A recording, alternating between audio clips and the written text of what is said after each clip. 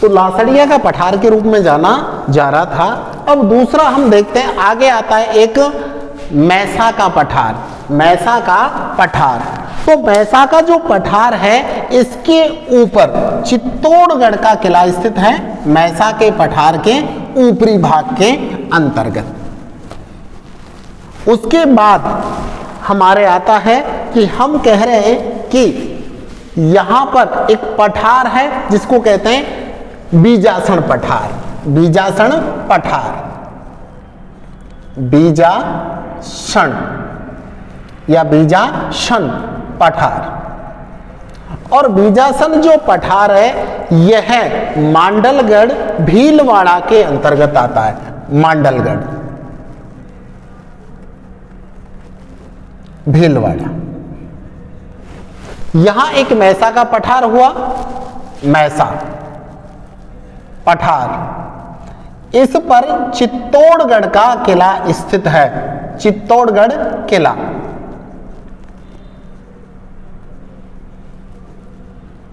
और इस पहाड़ी को मोर मगरी पहाड़ी के नाम से भी जाना जाता है, मोर मगरी पहाड़ी। तो कई बार क्वेश्चन ये होता है कि मैसा के पठार की अपेक्षा वो पूछे कि चित्तौड़गढ़ का किला कहां पर है, तो मोर मगरी पहाड़ी के अंतर्गत या मोर मगरी पहाड़ी पर चित्तौड़गढ़ का किला स्थित है। इसके अलावा यहाँ कुछ दर्रे होते हैं और दर्रों को उदयपुर खंड में नाल के नाम से जाना जाता है।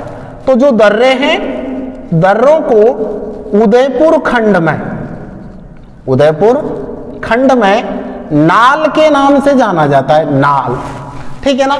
जैसे यहां एक नाल है देसूरी नाल, देसूरी नाल। और जो देसूरी नाल है यह इस क्षेत्र में पाली तथा चार भुजा का क्षेत्र है। पाली व चार भुजा के क्षेत्र को, चार भुजा क्षेत्र राजस्थान में, सॉरी राजसमंद में, तो पाली व राजसमंद, पाली व राजसमंद को जोड़ने का कार्य करती है। या हम कहें कि पाली का देशूरी एवं राजसमंद का चार भुजा क्षेत्र, तो देसूरी व चार भुजा को जोड़ने का काम भी कर रही है। दूसरी है हाथीगुड़ा नाल, हाथीगुड़ा नाल। और इस हाथीगुड़ा नाल, इसके किनारे या हम कहें कि कुंभलगढ़ का दुर्ग इसके पास में ही स्थित है। तो हाथीगुड़ा नाल के पास कुंभलगढ़ का दुर्ग है, कुंभलगढ़ का दुर्ग हाथीगुड़ा नाल के पास में स्थित है। और यह सिरोही तथा गोगुंदा, सिरोही तथा गोगुंदा को जोड़ने का काम करती है।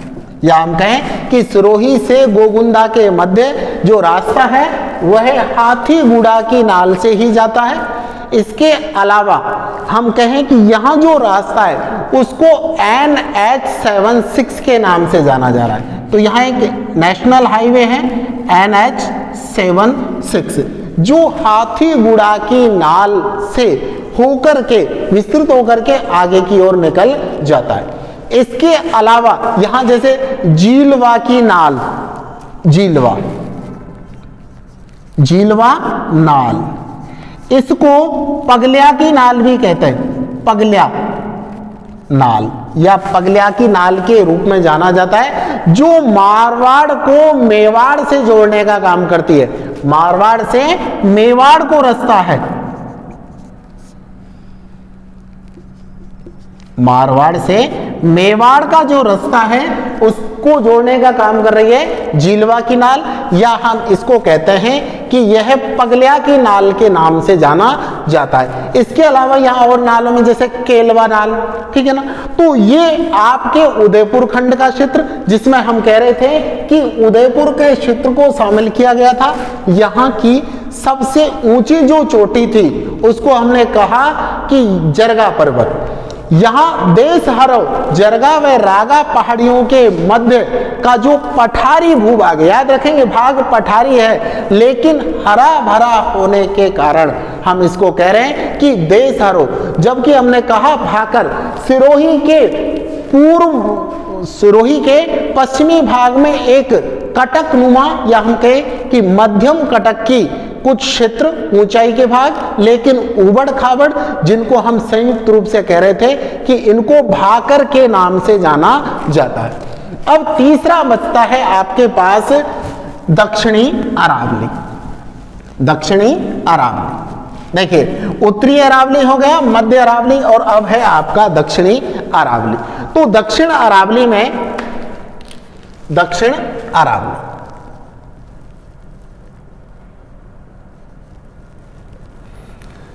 अगर स्पष्ट रूप से देखा जाए तो देखिए दक्षिण अरावली है, यही ओरिजिनल अरावली के रूप में जानी जाती है क्योंकि यहाँ यह विस्तृत रूप से पाई जा रही है। इस क्षेत्र को आबू खंड भी कहा जाता है, आबू खंड,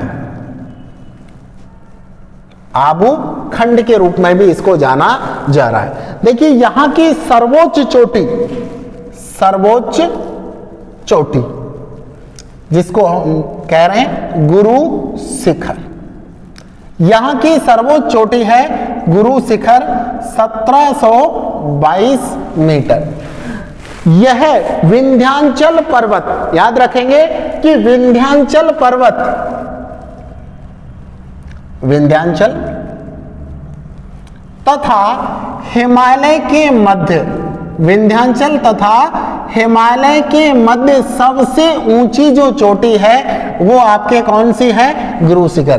तो कई बार क्वेश्चन ये भी आया हुआ है कि हिमालय एवं विंध्याचल पर्वत श्रेणियों के मध्य सबसे ऊंची चोटी कौन सी है, तो याद रखेंगे अरावली पर्वतमाला की सबसे ऊंची चोटी का नाम है गुरु शिखर।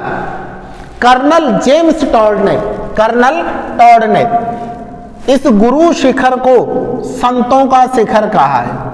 गुरु शिखर को उन्होंने कहा संतों का शिखर,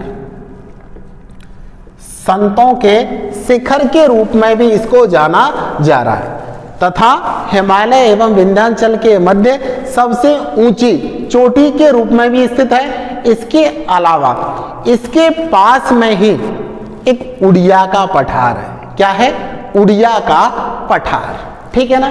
तो पास में उड़िया का पठार, उड़िया का पठार जो राजस्थान का सबसे ऊंचा पठार है, राजस्थान का सबसे ऊंचा पठार, जिसको हमने कहा कि गुरु शिखर के पास में ही उड़िया का पठार है जो राजस्थान का सबसे ऊंचे पठार के रूप में जाना जा रहा है। इस उड़िया के पठार की औसतन अगर हम ऊंचाई की बात करें तो लगभग 1360 मीटर ऊंचाई पर स्थित है। इसके अलावा देखिए संतों का शिखर जो कहा है यह कर्नल जेम्स टॉड ने कहा था, जेम्स टॉड ने। और कर्नल जेम्स टॉड इंग्लैंड या हम कहें कि उसके एक क्षेत्र है स्कॉटलैंड के थे, स्कॉटलैंड के। यहां पर एक मंदिर है जिसको हम कहते हैं कि दत्ती या हम कहें दत्त्रिया, ठीक है ना, या दत्तात्रेय के नाम से भी जाना जाता है। तो दत्त्रिया का मंदिर है यहां गुरु शिखर पर, दत्त्रिया का मंदिर। और दत्त्रिया का जो मंदिर है इसको हम कह रहे हैं कि विष्णु के अवतार के रूप में जाना जाता है। तो विष्णु का एक अवतार है दत्त्रिया, विष्णु का अवतार। तो हम कहें कि गुरु शिखर या संतों का शिखर, यहां एक मंदिर है दत्त्रिया का मंदिर। इसके अलावा यहां की दूसरी ऊंची चोटियों में बात करें तो शेर, दूसरी ऊंची चोटी है आपके शेर, और शेर की ऊंचाई है 1597 मीटर। इसके अलावा यहां अन्य चोटियों में बात करें तो देखिए देलवाड़ा भी है, देलवाड़ा। देलवाड़ा के अलावा यहां कुंभलगढ़ है,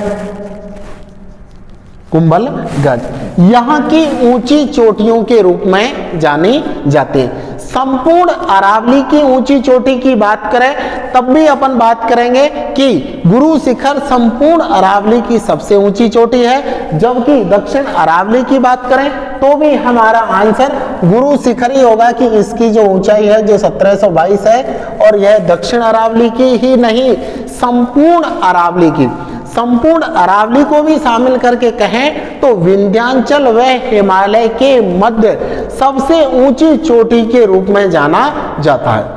इसके अलावा यहाँ जवाई नदी घाटी, जवाई जो नदी है, जवाई नदी घाटी के दक्षिणी भाग में एक जालोर पर्वत क्षेत्र का कटक व अनेक इनके मध्य घाटियों का क्षेत्र है, ठीक है ना। तो जवाई नदी के दक्षिण में जो जालोर का भाग है वहां पर अनेक कटक हैं और उन कटकों के मध्य घाटियां पाई जा रही हैं, ठीक है ना। तो हमने कहा कि कुछ कटक हो गए यहां, इन कटकों के मध्य घाटियों का क्षेत्र है, कटकों के मध्य यहां घाटियों का क्षेत्र है। इन घाटियों में हरी भरी हैं, लेकिन इन्हें रोजा भाकर, रोजा भाकर, ईशराना भाकर तथा इसको झारोला पठार के रूप में जाना जाता है। इसमें सबसे जो ऊंचा क्षेत्र है वो ईशराना भाकर क्षेत्र है। तो यह आपके संपूर्ण अरावली थी, जिसमें हम कहें कि एक बार हल्का सा ब्रीफिंग कि अरावली पर्वतमाला का विस्तार प्री कैम्ब्रियन काल में हुआ था। अरावली गोंडवाना लैंड का अंग माना जा रहा है। साथ ही इसके समानांतर अगर दूसरी कोई पर्वत श्रृंखला है तो वह कौन सी है, वो अपलेशियन है, जो संयुक्त राज्य अमेरिका या हम कहें उत्तरी अमेरिका महाद्वीप के अंतर्गत शामिल की जाती है। औसतन इसकी लंबाई 692 किमी हो गई, जिसमें से 550 किमी लंबाई राजस्थान के अंतर्गत है। लगभग 80% भाग अरावली आड़े वलय के रूप में राजस्थान को दो भागों में बांट रही थी। पूर्व की ओर 42%, जबकि पश्चिम की ओर का भाग 58% था, ठीक है ना। अरावली को हम 3 भागों में बांट रहे थे, उत्तरी अरावली, मध्य अरावली, दक्षिणी अरावली। उत्तरी अरावली की सबसे ऊंची चोटी रघुनाथगढ़ सीकर में है। सीकर में अरावली की पहाड़ियों को माल खेत की पहाड़ियों के रूप में भी जाना जाता था, जबकि उत्तरी अरावली का जो क्षेत्र है यह आपके सांबर झील से उत्तर की ओर, या हम कहें कि सिंघाना झुंझुनू तक का भाग इसके अंतर्गत शामिल किया जा रहा था, जबकि मध्य अरावली जो आपका सांबर झील से लेकर के देवगढ़ तक राजसमंद का क्षेत्र शामिल किया जा रहा है। इसकी सबसे ऊंची चोटी तारागढ़ और तारागढ़ अजमेर में है। एक चीज और याद रखेंगे, तारागढ़ एक अपने बूंदी में भी है, तारागढ़ किला, ठीक है ना। तो तारागढ़ सबसे ऊंची चोटी थी और दक्षिणी अरावली की सबसे ऊंची चोटी आपके गुरु शिखर, जिसकी ऊंचाई 1722। लेकिन उदयपुर खंड, कभी क्वेश्चन आता है तो उदयपुर खंड की सबसे ऊंची जो चोटी होगी उसको हम जरगा पर्वत के रूप में जानते हैं। तो ये आपके संपूर्ण अरावली हो गई थी। यहां देखिए लाल मृदा का क्षेत्र पाया जा रहा है। दूसरा, अरावली की पहाड़ियों में, अरावली की पहाड़ियों में अगर आप फसल की बात करें तो सर्वाधिक मात्रा में मक्का उत्पादन होता है, मक्का उत्पादन। साथ ही अरावली की पहाड़ियों में जनजातियों की बात करें तो राजस्थान की एक जनजाति है जो अरावली पहाड़ियों में नहीं रहती, वो है सांसी। सांसी जनजाति अरावली में ना रह करके भरतपुर में है, ठीक है ना। बाकी सभी जनजातियां अरावली पर्वतीय क्षेत्र से संबंधित हैं। इनमें प्रमुखतः दक्षिणी भाग में आपके भील जनजाति है। तो ये संपूर्ण आपके अरावली चैप्टर कंप्लीट हुआ। नेक्स्ट जो क्लास होगी उसमें इसका अगला भाग की बात करेंगे हम।